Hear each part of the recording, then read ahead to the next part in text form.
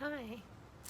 Today I wanted to talk about feelings and this sort of like hierarchy of feelings, or this idea we might have that some feelings like happiness and joy and excitement are positive emotions, and those other ones like anger or frustration or sadness or grief are less desirable, less valid, less wise.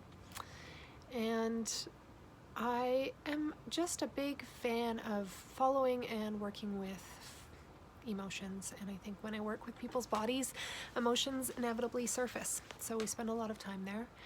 And I also can recognize that a lot of folks come from families and were parented in such a way that they were raised to believe that their emotions are a bad thing.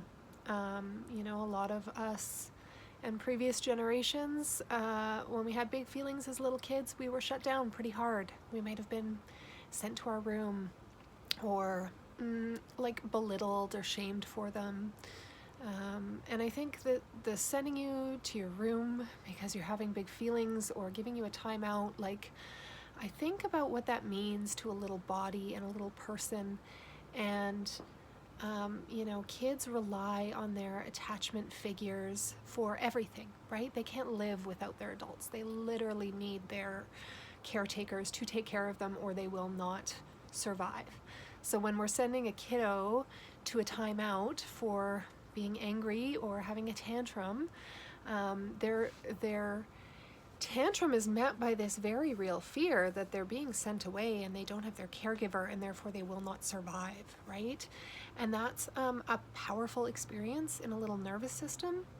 And it makes sense that if that is our reality in our younger years, that we're going to clamp down those big feelings pretty quick, because it is far more important to maintain our attachment to our caregivers, to our parents, to know that they're close enough, they're not going to send me away, they're going to take care of me, I will survive. I will shut down any and all emotional expression to maintain that bond and that connection and that being with for the caregivers. But what that often creates is a situation where we stuff our feelings or self-medicate, with whatever, binge watching Netflix or eating sugar or drinking or substances, right? All of these ways that we avoid the ways we feel because we've never been taught how to engage with our emotional life. Often, if you had parents that did this for you, you're amazing, and skip to a funny cat video. You don't need this one.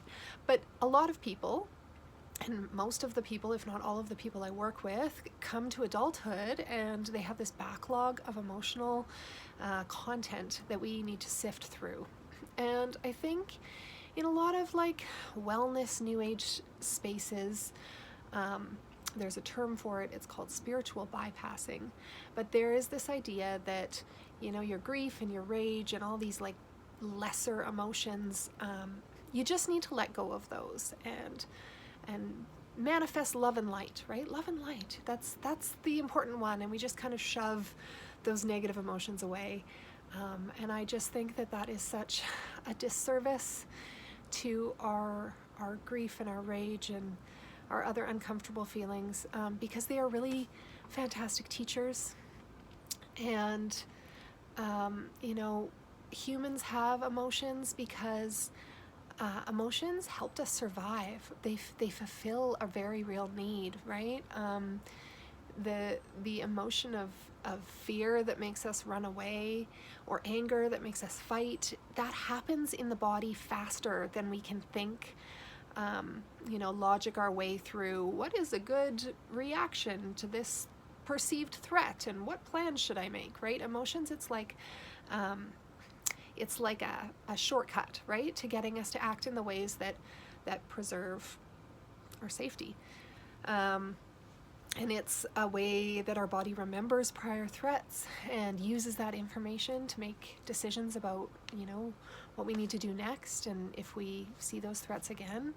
And so valuable from an evolutionary perspective, and also valuable from like a emotional perspective, right? Like, we need to grieve losses. We need to feel that hurt Khalil Gibran has like a beautiful quote, I think it's in the Prophet, about like our sorrow hollowing out the well that eventually will be filled with our happiness. Like the idea that the depths of sorrow that we have experienced also creates our container or our capacity to hold even more happiness and joy, which I think is so beautiful and feels so right to me.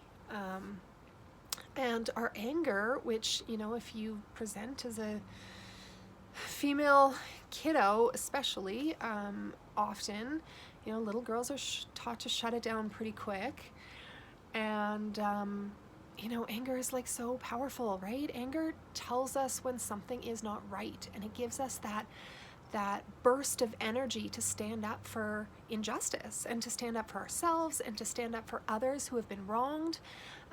It's just a necessary force and such a powerful one, right? And so, you know, as we're sort of maybe taking the lid off of these emotions that have been stuffed for a long time, it can be really overwhelming to work with anger if you've never been able to express it. And what that path of working with anger looks like is different for all sorts of people. And, you know, it's not easy to dive into decades-old grief, and it's not easy to work with decades-old repressed anger. It's really uncomfortable, and I see where the temptation to just push it aside and plaster it over with love and light, I see where that comes from, but it's just not healing. You know, you're not learning anything from this content that is really wise, these parts of yourselves that have so much to teach you and deserve to be honored. So I hope that no matter where this video finds you, no matter what emotional content is bubbling up, I mean, sometimes we don't. Sometimes we're numbed out and we're in freeze states, and that's necessary and protective too. Sometimes we need to be with other people who can hold our big emotions, because it is too overwhelming to do on our own. And I hope you have those people around you.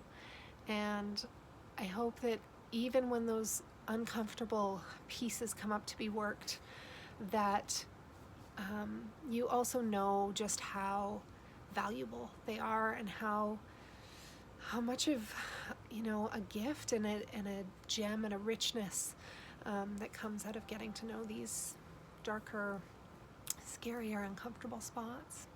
So as we are well within the dark time of the year, the day's so short, the world may be feeling a bit bleak, I just send lots of love for all of your bleak spots too. Take good care.